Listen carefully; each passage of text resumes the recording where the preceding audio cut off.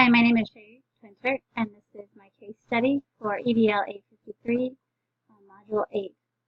So our case was about Carl, who is a student enrolled in special education courses. His school is very small. There's some limited resources, some combining of classes and such. His parents divorced 3 months ago, and he's not adjusting well to it and has started acting out violently in his classes. His teacher, Mrs. Nancy, is basically wanting him out of her class. Hasn't talked about any of the interventions that she's tried, but his caseworker, Susan, is newly graduated and is trying to find a solution that would keep him in those classes for longer to give him an appropriate education. His parents are struggling to deal with him and the divorce, as well as a struggle to provide support for the teachers. So what we know is that Carl is acting out in class. Basically, that means that he has a deficit in coping skills. He doesn't know what's going on in class, and he's acting out, or he is upset about his home life, and he's acting out. His caseworker is trying to find a solution. Caseworker is trying to find a solution to keep him in class more, so that he can be there for when the material is being taught. His family has suffered a bitter divorce and isn't coping well. His mom's angry. His dad's very busy. Neither of them really know what to do with him. They need some help as well dealing with the situation. Carl's teacher just wants him removed.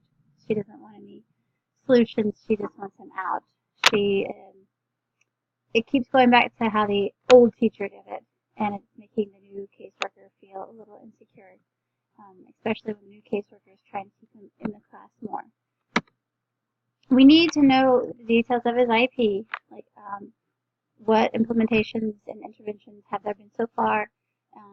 Has there been a plan for encouragement or incentive? What is it that happens when he misbehaves? Is he removed? What are the ground basics there? Is he making progress at all?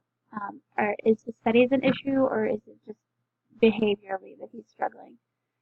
Because if he has issues with his studies, then we need to do some additional interventions for that as well. I don't want to just assume that he's struggling in that department as well, but that I think those two can go hand in hand. We need to know what is happening in the classroom. Is there a trigger point? Or is it just on this particular day, this is how he felt and that's how he acts? What interventions has his teacher tried already? Has she just thrown up her hands and said, get out? Has she tried moving him? Has she tried encouraging him? Has she tried, maybe tearing in, hey, 5 minutes of work, take a break? What interventions has she already done?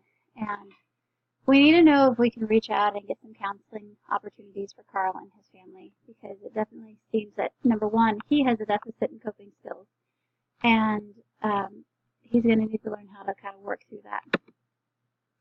So there's 3 problems. Carl is demonstrating a deficit in his coping skills, which is resulting in violent outbreaks in class.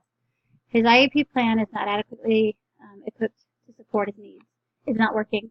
And his parents and his teacher are unable to support his needs. They are at a loss of what to do. So here's some of the things that I have suggested. They need to rewrite his IEP, and it needs to reflect the most recent change in his situation. Very specific plan of how he should act. Hey, guess what? When you're in class and you're supposed to be doing homework, this is what it should look like. And if you aren't comfortable with that, then this is what you can do. They need to teach him the appropriate steps. And he may know, but it needs to be a ground basis that they go over the plan. We're trying to reduce your outbreaks. We're trying to reduce the time that you spend off task. What is the goal? Then there needs to be a specific and non-negotiable positive and negative reinforcement. If this happens, this is what you get. You have one great class day, then the next day you get to spend half an hour on your Chromebook playing games. If you get kicked out of class because you have an outburst, then you lose part of your recess, or something. Whatever is, you need to structure it where it's important for him and that he has. It's non-negotiable. A teacher can't take it away. They don't add to it. It's what it is. It needs to be a plan that maybe can be carried out at home as well. If we can get his parents in on the situation, I think that would be even better. Someone needs to triage with Carl often to make sure that he's making progress on his goals. It doesn't need to be, oh, I'm going to assume that his first block teacher is taking care of it. It needs to be their job to check in with him and to monitor his goals and to give us true data to see if Carl is making improvements. He needs to be enrolled in some counseling at school, or maybe there's a agency in the area that can help him. It would be great if his parents could be involved as well. Probably not together, but maybe separately, and maybe at some point in time together. But if we're really caring for our community, they need some help with this. His teacher needs some assistance. She needs to know that there are ways to help students like this, and that maybe a para or another staff member who they can call and say, I need your help.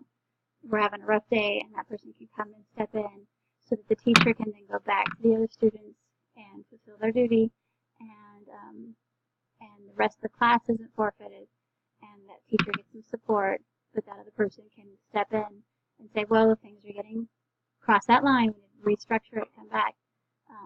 It could be, I've seen it done with the principal, I've seen it done with an ISS coordinator, I've seen it done with a process coordinator, or another teacher who is on plan on that hour, just someone who can come in and relieve the situation. So the current situation is not promoting student success in 3 ways. Number 1, Carl is not learning because he's focusing on his feelings and about his parents' divorce, and he's not coping well with it. The other students in Carl's class are distracted because of Carl's outburst, and the teacher is distracted when she has to process through his outburst. And so you've got a situation where the focus is off of learning and off of the subject. So 3 ways that student success is in a negative portion. So in order to resolve those 3 ways, we need to implement a plan that keeps Carl in class while demonstrating proper behavior. We need to give him a place to go if he is struggling, so that he won't distract from classroom learning, but it still supports his needs. We're not just shoving him in an ISS room. He's going somewhere and he's getting some reinforcement. Hey, you're not coping well today. What happened last night? Let's talk through it. What are some tools that you can do? You don't understand this. Okay, great. Let's step back. Let's go over it. Let's talk through it. And we need to support his teacher by coming alongside of her as she deals with his behavior. So she has someone that she calls. Hey, Carl, you're not okay right now. I need to call so-and-so. This is part of your plan. In order to do those things, we have to rewrite his IEP. So we have to go through the notification process. We need to get the parents involved, get some things signed. But they need to rewrite his IEP to give him some specific goals. And they need to be black and white, and not just, oh, we want your grades to get better. How much better? Like, which grades? Math grades? ELA grades?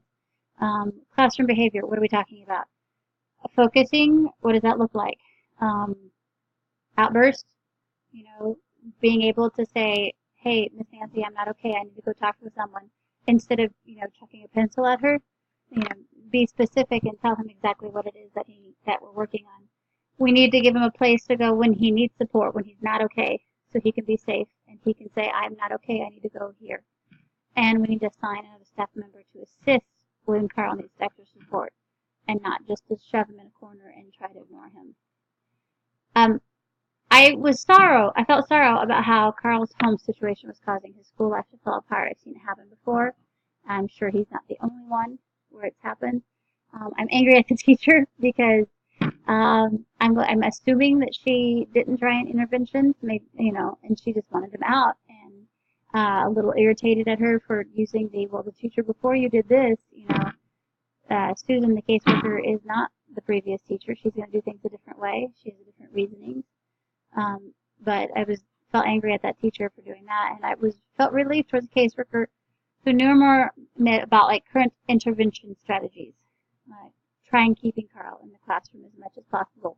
I think in previous years they would have pulled him, and then he would not have been in a mainstream class as much as he needed to be.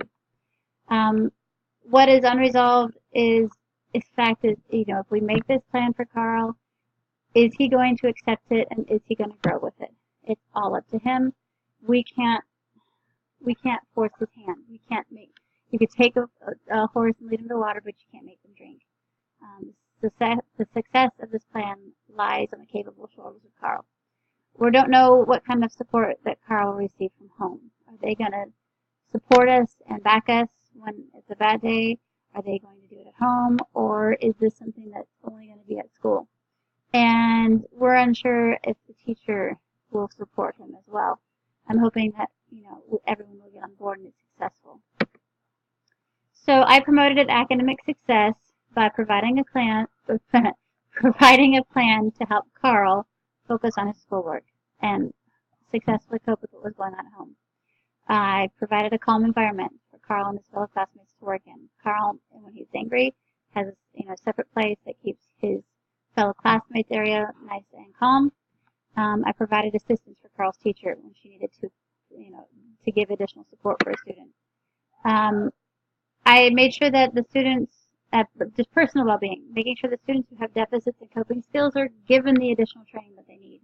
Provided a safe place for students to go when they needed additional support.